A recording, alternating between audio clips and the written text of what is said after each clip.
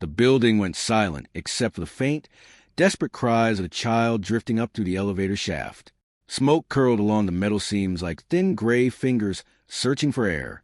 The elevator car hung crooked between floors, swaying slightly, its cables groaning under pressure. Engineers argued. Security officers shouted into radios. Protocol stalled in a storm of uncertainty. But only one man moved.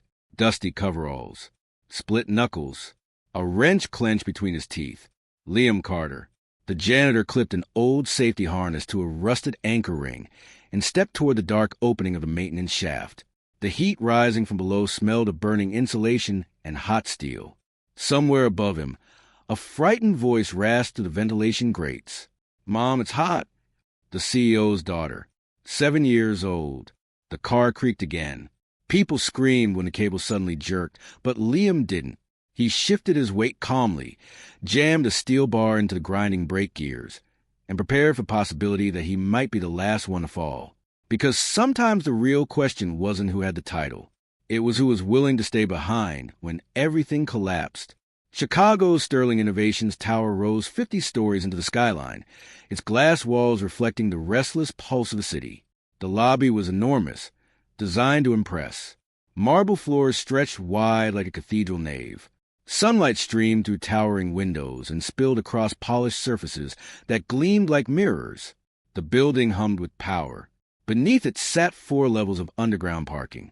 Above it ran 18 high-speed elevators branded Sterling Lift, each one marketed as state-of-the-art technology.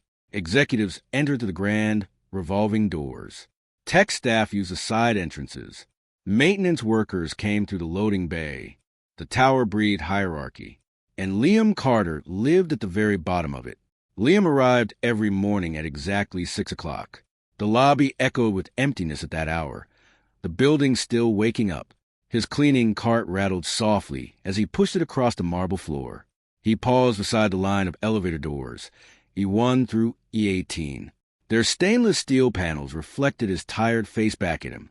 Broad shoulders, dark hair, going slightly gray at the temples. Hands scarred by years of mechanical work.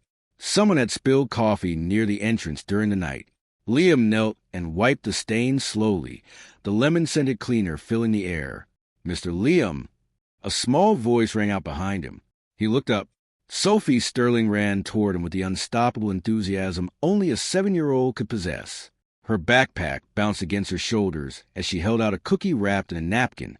"You fixed the water fountain yesterday," she said proudly. Liam chuckled softly. "Just tighten the valve." Behind Sophie walked her mother, Callista Sterling, 34 years old, founder and CEO of Sterling Innovations. Her platinum blonde hair was pinned into a perfect twist, and a crimson dress fit her like armor. Her heels clicked across the marble with sharp authority.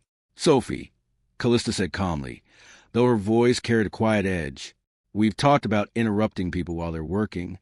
Liam shook his head. "It's fine, ma'am." Sophie handed him the cookie like it was the most important gift in the world. "Thanks for fixing things." Liam tucked it carefully into his pocket. Callista watched the exchange for half a second, just long enough to evaluate him the way she evaluated everything. Then she guided Sophie toward the elevators. "Come on, we're late." The girl waved as the doors closed. Liam stood slowly and returned his cart. He didn't notice Callista briefly pausing in front of elevator E7, her finger hovering over the call button before she changed her mind and chose another car. Maybe instinct, maybe luck. 2 floors below ground, the maintenance corridor smelled of motor oil and damp concrete. Liam found elevator technician Finn Barrett crouched beside an open service panel. Finn was swearing quietly at a rusted bolt. "Need a hand?" Liam asked. Finn sighed. "This thing hasn't moved since the Clinton administration." "The first one," he added. Liam knelt and examined the metal bracket. Years of corrosion had fused the bolt into place. He pulled a small torch from his belt and heated the metal just enough to expand it. Then he placed the breaker bar against the bolt and leaned at exactly the right angle. Crack! The bolt broke free instantly. Finn stared. "How did you—" "Lucky angle," Liam said simply. Finn wiped his hands on a rag. "You ever think about doing more than janitorial?" Liam picked up his cart. I'm good where I am. He wasn't, but he was safe. And sometimes safety meant staying invisible.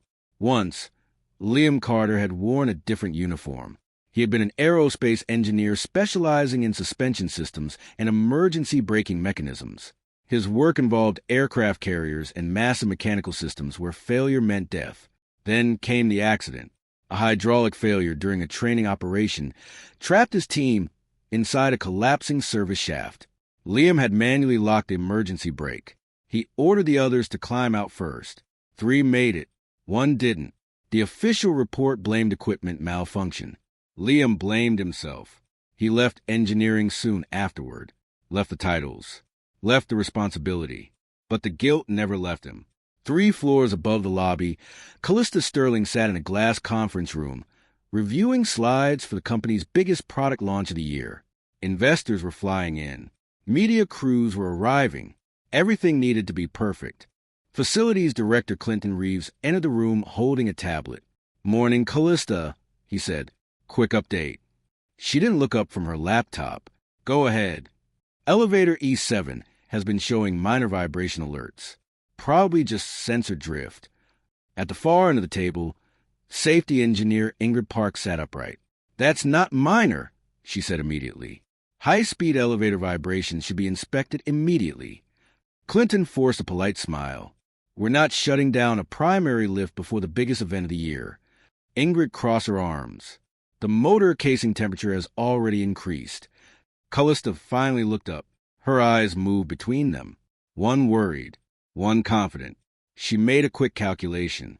Risk versus optics. "Schedule the maintenance for next week," she said. Ingrid's pen pressed hard enough into the paper to leave dents. Clinton smiled. The decision was made, and the clock started ticking. Later that afternoon, storm clouds gathered over Chicago. Inside Sterling Tower, the product launch buzzed with excitement. Journalists filled the conference hall on the 24th floor. Callista stood at the podium delivering her presentation flawlessly. 10 floors below, Sophie finished a children's STEM workshop organized for employee families. She bounced with excitement while chatting with Vivian Hale, Callista's communications assistant. "Mom says we're going home early," Vivian said. They stepped into the elevator bay. Elevator E7 waited with its doors open. Vivian pressed the lobby button. The doors closed. The elevator began its descent. In the building management control room, technician Marcus noticed a flashing alert on his monitor. E7, vibration threshold exceeded. He reached for the phone, then hesitated. Clinton had specifically warned the team not to disrupt the launch. Marcus sighed and made a note in the system log. It could wait. Outside, lightning cracked across the sky. A power surge slammed into the building like a hammer. Lights flickered. Generators roared to life. Half the control room monitors blinked off before rebooting. Marcus looked back at his screen. A warning flash read. "Emergency brake engaged. Position anomaly." Inside the elevator, Vivian felt a sudden jolt. The car dropped 3 feet before the brakes caught it with a metallic scream. Emergency lights flickered on. Red. "What's happening?" Sophie asked. "It's okay," Vivian said quickly. The doors jerked open halfway at the 9th floor. Vivian made a quick decision. "I'm getting help." She squeezed through the narrow gap. The doors tried to close again, but jammed halfway. Inside the elevator, Sophie stood alone. The car shuddered.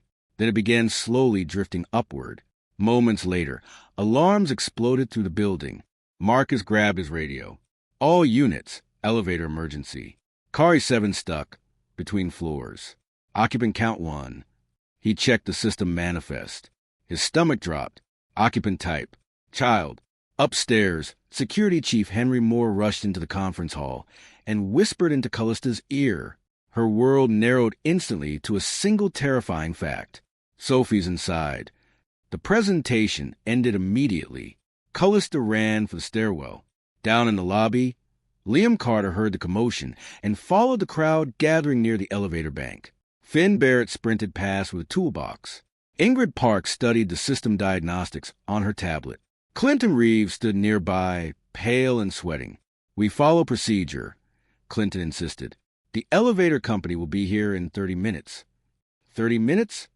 Ingrid snapped. The motor is overheating. If the brake fails, that car drops. Then Liam heard something through the ventilation grate. A small voice. Mom, it's hot. Callista arrived seconds later, breathless. For a moment, she couldn't even speak. Liam looked at the monitor. The warning symbols told a story he understood too well. The brake system was failing. The elevator wouldn't hold much longer. He removed his gloves slowly. Then he spoke. I can climb the shaft. The room went silent. I can lock the brake manually and get her out. Clinton stared at him. You're a janitor. I used to be an engineer, Liam replied quietly. Callista looked directly into his eyes. Can you save my daughter? Yes. She didn't hesitate. Then do it. Here is part 2, final part, of the expanded story. The main incidents remained the same, continuing directly from part 1 and completing the full narrative. The maintenance access door on the 20th floor stood open. Hot air poured from the elevator shaft like breath from a furnace. The darkness inside looked endless, a vertical tunnel of steel cables and narrow rails stretching both up and down beyond sight. Liam Carter stepped toward the edge. Finn Barrett clipped a headlamp onto Liam's forehead and handed him a coil of safety rope. You're seriously doing this, Finn muttered. Looks that way. Finn tied the rope to a heavy anchor bolt drilled into the concrete wall and pulled it tight. This is insane, he said quietly. Probably, Liam answered. He tested the rope with his full weight. It held. Below him, somewhere between the 22nd and 23rd floors, the damaged elevator groaned. Metal scraped against metal with a long, painful sound. And somewhere inside that car was a terrified 7-year-old girl. Liam swung one leg over the edge and found the first rung of the maintenance ladder bolted to the wall of the shaft. Cold steel. Solid. He began to climb. The darkness swallowed him almost immediately. Only the narrow beam of his headlamp cut through the blackness as he moved upward along the ladder. Heat rose through the shaft, thick and suffocating. His radio crackled. Ingrid Park's voice came through.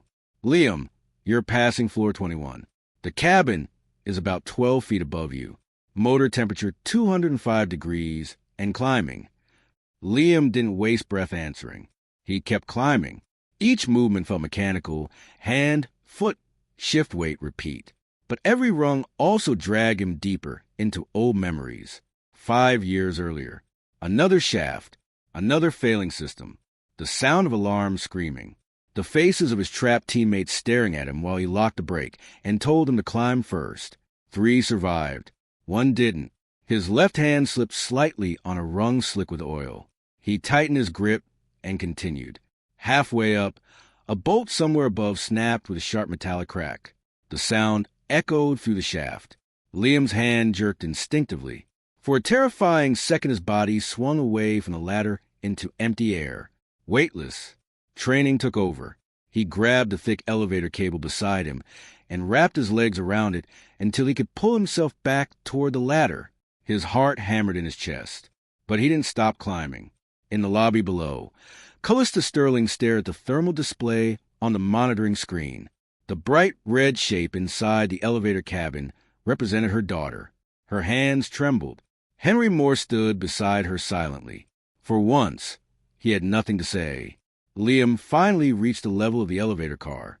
The underside of the cabin hung just above him, its metal panels blackened by heat. Thin strands of smoke leaked from seams around the access hatch. He pulled himself onto the narrow maintenance platform beneath the car. The metal burned through his gloves. He wedged a pry bar into the inspection hatch and forced it open. Hot air blasted out. Inside the cabin, Sophie Sterling sat curled against the wall. Her cheeks were flushed and sweat clung to her hair. Her eyes widened when she saw the hatch open. Hey there, Liam said gently. She stared up at him. Mr. Liam? He climbed down through the hatch into the elevator. That's right. Her voice trembled. It's really hot.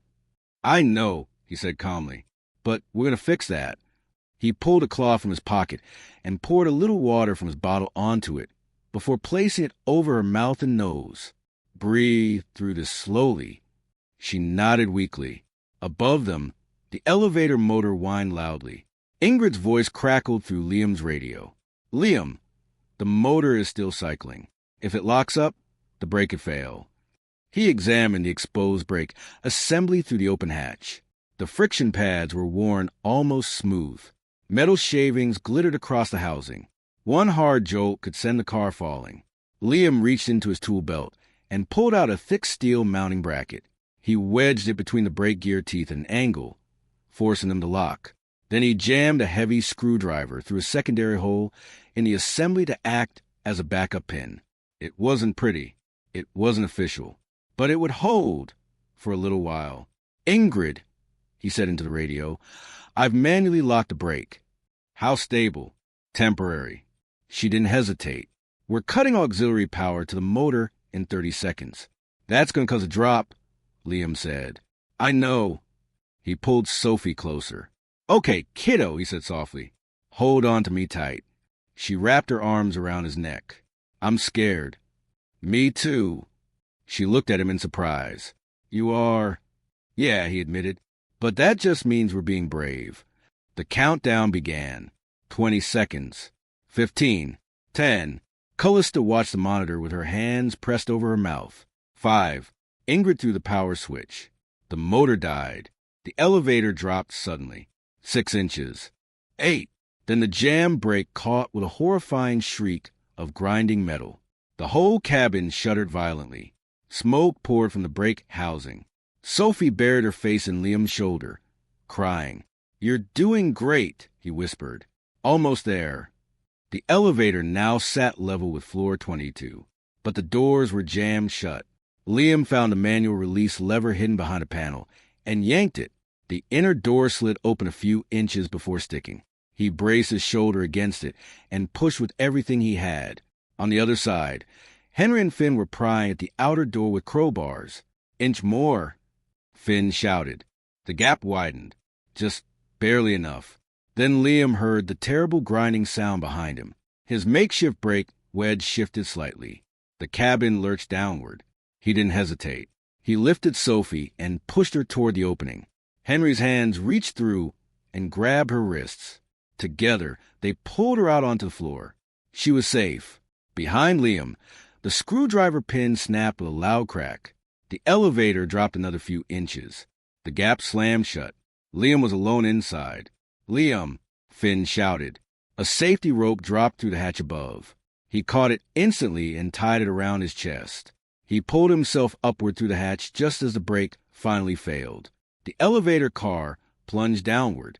Cables screamed to the shaft as the car fell 5 floors before the emergency safeties finally caught it with a thunderous crash. The entire tower seemed to shake. Liam hung suspended by the rope in the dark shaft, breathing hard. Hands reached down from above. Finn and Henry pulled him up onto the floor. For several seconds, Liam simply lay there, staring at the ceiling while his muscles trembled from exhaustion. Across the hallway, paramedics wrapped Sophie in a blanket, while Callista held her tightly. When Callista finally looked up and saw Liam alive, tears filled her eyes. She walked over slowly. For a moment, neither of them spoke. There were no words big enough. So she simply nodded, and Liam nodded back. In the days that followed, investigations uncovered everything. The ignored vibration alerts, the delayed maintenance, the decisions made for convenience instead of safety. Clinton Reeves was terminated immediately. Henry Moore accepted suspension. Ingrid Park was placed in charge of a full safety audit. But Callista did something else as well. During an emergency board meeting, she introduced a new operating rule for the entire company. They called it the Carter Protocol. A simple principle. When lives are at risk, authority belongs to the person with the knowledge and courage to act, regardless of title. No delays. No bureaucracy. Lives first. Always. 1 week later, a small plaque appeared in the Sterling Tower lobby near the elevators. It read, "The Carter Protocol. In emergencies where life safety is at risk, qualified personnel are empowered to act immediately. Authority comes not from rank, but from competence and courage. Lives before protocol. People before optics." Liam Carter stood quietly off to the side during the small ceremony. Attention still made him uncomfortable. Sophie ran over and hugged his leg. Oliver, Liam's son, gave him a proud thumbs up from the crowd. Ingrid approached him afterward. "So," she asked with a grin, "are you taking the job?" "What job?" "Director of Maintenance Safety." Liam looked around the building, at the elevators, at the people walking through the lobby, trusting that the systems around them would work when they needed them most. He thought about the responsibility. Then he nodded. "Yeah," he said quietly. "I think I will." 3 months later, Sterling Tower ran safer than it ever had. Emergency systems had been redesigned, maintenance teams trained under stricter standards. The Carter Protocol began spreading to other buildings across Chicago. And on a quiet evening, Liam sat with Callista, Sophie, and Oliver at a small diner near the tower. Nothing fancy, just burgers and fries. Sophie looked up from her plate. "Mr. Liam?" "Yeah." "Mom says you saved my life." He smiled. "We helped each other." Oliver leaned over and whispered her proudly, "My dad's a hero." Sophie nodded seriously. "Mine, too." Across the table, Liam and Callista exchanged a quiet glance. Not romance. Not yet, but something real. Something built on trust earned in the hardest way possible. Outside, the city lights flickered on one by one. Elevators rose and fell inside towers across Chicago. Cables held. Brakes worked. People trusted the systems built by people who understood one simple truth. Courage isn't the absence of fear. It's the decision to climb anyway, to hold the line, to fall last, so someone else can rise first.